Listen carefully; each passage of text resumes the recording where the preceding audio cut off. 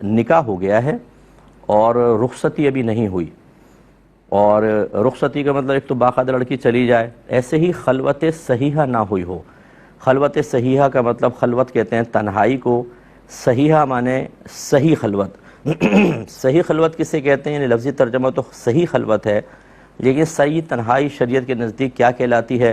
اس سے مراد یہ ہے کہ دونوں میاں بیوی تنہا ہوں اور جسمانی تعلق قائم ہونے میں نہ کوئی شرعی رکاوٹ ہو، نہ حسی رکاوٹ ہو، نہ کوئی طبعی رکاوٹ ہو۔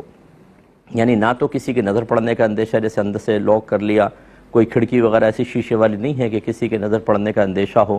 اسی طریقے سے نہ لڑکی کو حیض ہے، نہ رمضان کے کوئی روزے چل رہے ہیں دن کے اندر، جیسے رمضان کے روزے شرعی ایک رکاوٹ ہے، نہ لڑکے کو کوئی ایسی شدید قسم کی بیماری ہو جس سے وہ جسمانی تعلق ہی قائم نہ کر سکتا ہو۔ اگر ایسی چیزیں ہوتی ہیں تو پھر یہ خلوت صحیحہ نہیں ہے، اس کو کہتے ہیں خلوت فاسدہ۔ یہ ایسے جیسے کہ تنہائی میں ہوئے ہی نہیں۔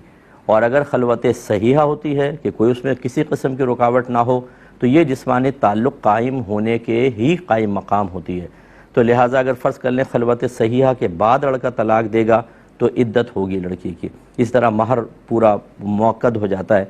اگر مطلب یہ کہ مہر اس کو لازم ادا کرنا پڑے گا، اور عدت وغیرہ اور لڑکی کی ہوگی، اور دیگر بہت سارے مسائل متوجہ ہوتے ہیں۔